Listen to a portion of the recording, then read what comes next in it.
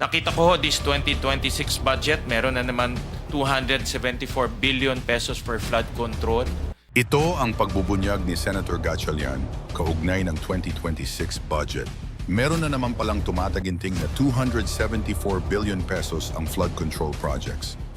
Nagbanta din ang senador na hindi sila magdadalawang isip na i-zero ito at ilipat na lang sa budget ng edukasyon kung magiging ampaw lang naman ang flood control project.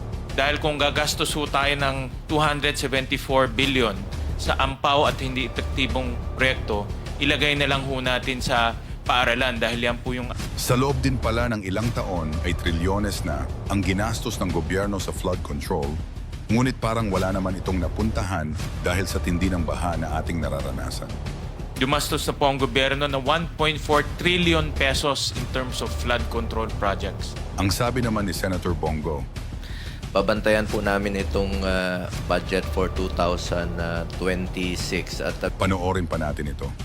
Pero bago yan, huwag kamlimutang mag-like at subscribe para sa mga pinakabagong balita. Gatchalian. Maraming salamat, Mr. Chairman. Kami rin po sa Valenzuela, hindi rin po kami ligtas sa pagbabaha. Noong 2024, kami rin po ay nagkaroon ng halos 2,000 na mga evacuees dahil binahaho kami sa Bagyong Karina. This year, another 2,000 rin po dahil binabaho kami ulit. At sa pag-ikot ho namin sa iba't ibang parte ho ng ating bansa, katulad po sa Bulacan, sa lalawigan po ng ating majority leader, sa Kalumpit at sa Hagonoy, ganun rin po ang nararanasan ho nila. Hindi lang isang beses, hindi lang dalawang beses, napakatagal na ho, dekada na yung nararanasan ho nila sa baha. At kaya ho ang aking pakiusap kay Secretary Bonoan, dahil nandito ho siya, this 2026, hindi na ho pwedeng business as usual. Hindi na ho natin pwedeng ulit-ulitin yung ginagawa ho natin sa loob po na napakaraming taon na. Nakita ko ho this 2026 budget, meron na naman 274 billion pesos for flood control. Hindi ho kami magdadalawang isip, i-zero ho to at ilagay na lang ho sa mga eskwelahan kung ang itong flood control ay magiging ampaw lang na flood control at hindi ho magiging epektibo. Dahil kung gagastos ho tayo ng 274 billion sa ampaw at hindi epektibong proyekto, ilagay na lang ho natin sa paaralan dahil yan po yung aming pinaglalaban ni Senator Bam Aquino para po makumpleto na ho natin mga pagkukulang ho natin sa ating paaralan. Sa loob po ng 5 taon, from 2022 to 2025, dumastos na po ang gobyerno ng 1.4 trillion pesos in terms of flood control projects. 1.4 trillion pesos, 1/6 of our budget pumunta ho sa flood control projects. Pero wala hong nakikitang resulta at hindi nararamdaman po ng ating taong bayan. Kaya ang aking pakiusap po kay Secretary Bonoan, tama na ho yung paulit-ulit na problema. Dahil nasasayang po yung ating pera. At ang tao mawawalan ng tiwala at kumpiyansa sa pagbabayad ng buwis. Kung makikita ho lang nila na yung binabayad nilang buwis, pupunta lang po sa mga ampaw at hindi epektibong project. So mamaya, Mr. Chairman, meron po akong mga nakitang mga problema sa pag-award nitong mga proyekto at ipapakita ko na lang ho mamaya, Mr. Chairman, sa ating pagdinig. Maraming salamat po. Thank you, Senator Win. Let me acknowledge the arrival of the gorgeous Senator Amy Marcos. As usual, late ka na naman. I now call on Senator Bongo for his opening statement. Sir. Salamat, Mr. Chair. I fully support the objectives of this hearing. I want to commend our chairperson, Senator Rodante Marcoleta, for prioritizing this important issue before us. I agree with as Vice Chairperson of the Senate Committee on Finance and Vice Chairperson of the Senate Blue Ribbon Committee. I agree with Senator Gatchalian. Babantayan po namin itong budget for 2026. At bilang chairman ng Committee on Health, di na po bago sa ating bansa ang paghagupit ng mga bagyo at hindi na rin po bago sa atin ang pagbaha. Pero Mr. Chair, I share the observations that despite billions of pesos for funding for flood control projects, flooding becomes worse, mas lalo pang tumataas at yung mga lugar na dating hindi naman kadalasang binabaha ngayon ay binabaha na rin. Taon-taon, pataas ng pataas ang budget para sa flood control pero pataas ng pataas rin po ang pagbabaha. At yung baha dyan sa PGH, pakita lang yung picture, hindi po na-address. Sana bigyan po ito ng priority ninyo. Mas malapit naman po ito sa atin at mas nakikita nyo. Yung pondo po sa health is less than triple ang budget ng DPWH kumpara sa health. At tuwing nagbabaha po ay hindi lamang nakaka-apekto sa mga pagmamayari at kabuhayan ng ating mga kababayan, nilalagay nyo rin po sa alanganin ang buhay ng mga kababayan natin na biktima ng bagyo. I am also particularly concerned the reports of increasing number of leptospirosis cases overwhelming our hospitals. Sa kaikot ko sa mga hospital, sila ang binabaha. Pero yung budget ng health sa ngayon, halos triple ang budget ng DPWH kumpara sa health. 880 billion ang DPWH, 313 billion lamang po ang para sa health. Sana ilaan na lang po ang pondo na mapapakinabangan po ng taong bayan para sa health sa pagtatayo at pag-upgrade po ng mga hospitals, medical assistance at PhilHealth benefits. Mas baha nga sa mga hospital ngayon, hindi naman na-address until now. At I agree with our majority floor leader noong August 9, 2023 pa lamang ay nanawagan na tayo sa DPWH. Pakita ko lang po sa screen yung video nung hearing, no? Ito.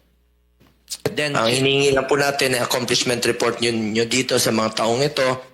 And can you submit to the committee a copy of your master plan for your flood control programs? At gusto nating malaman kung wala ba talagang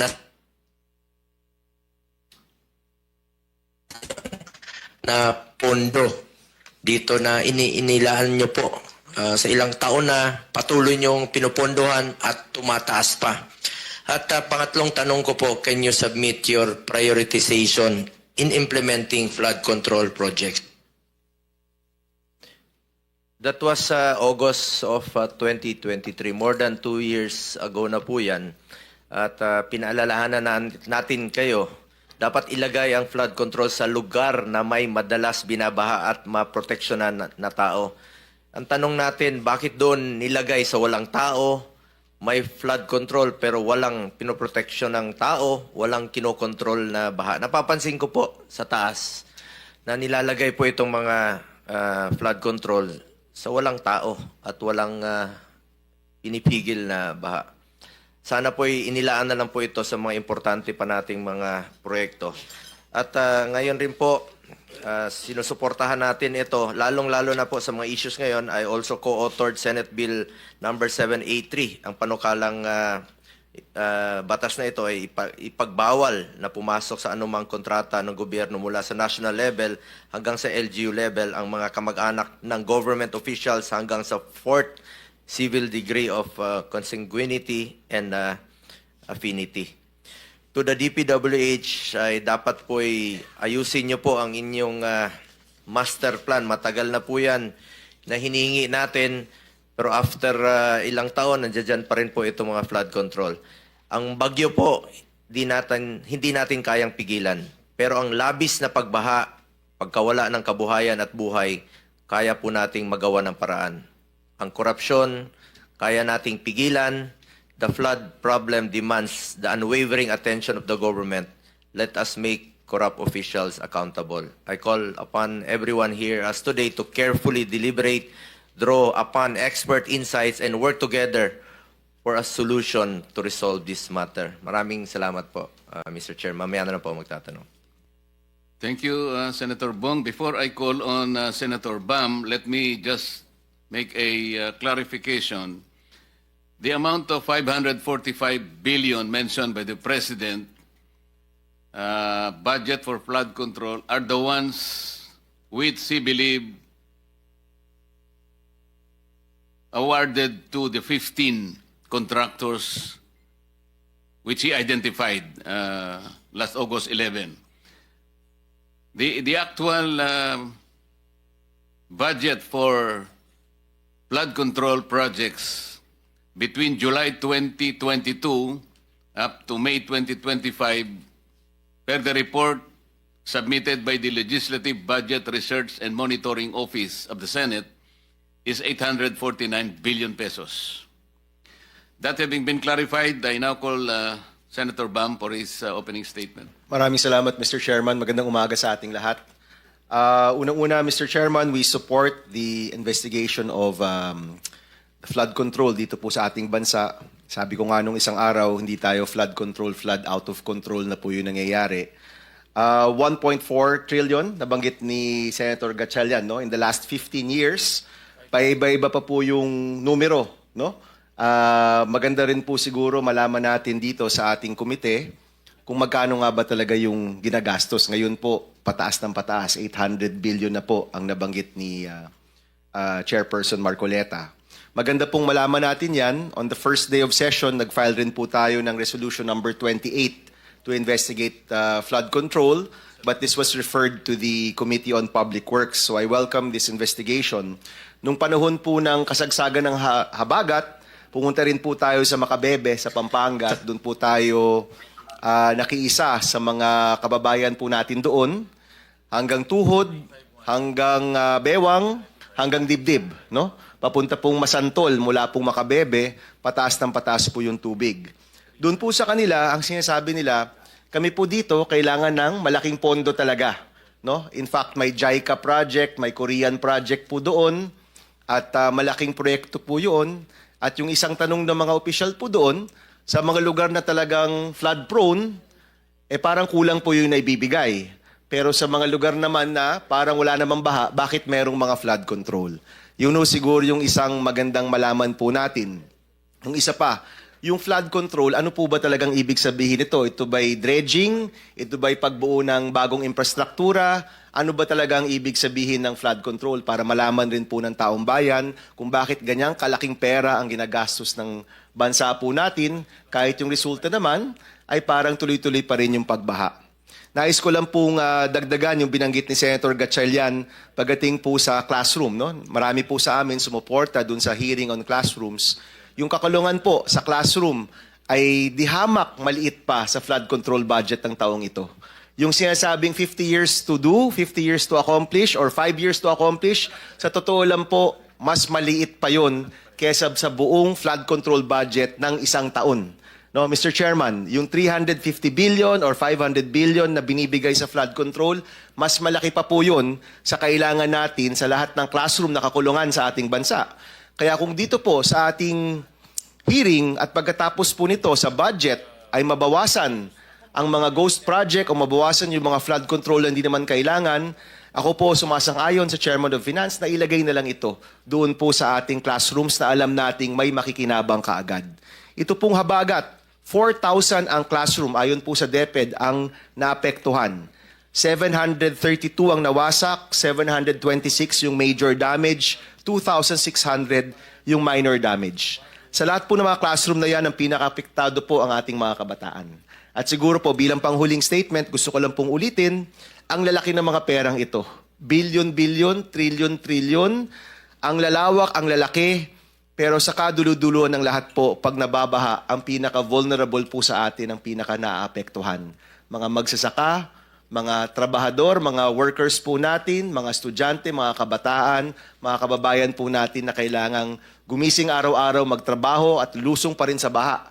No? Yan po yung pinaka-apektado dito po sa problema ng baha. Kaya suportado po natin ang komite at ang investigasyon pong ito para malaman natin saan ba talaga napupunta ang bilyones na nakalagay sa flood control budget. Maraming salamat, Mr. Chairman.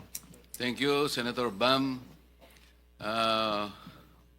The last for the opening statement is Senator Amy.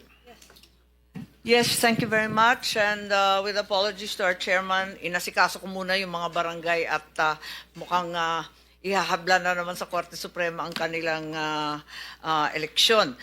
Ganun pa man, andito ako, pinagpilitan na makahabol.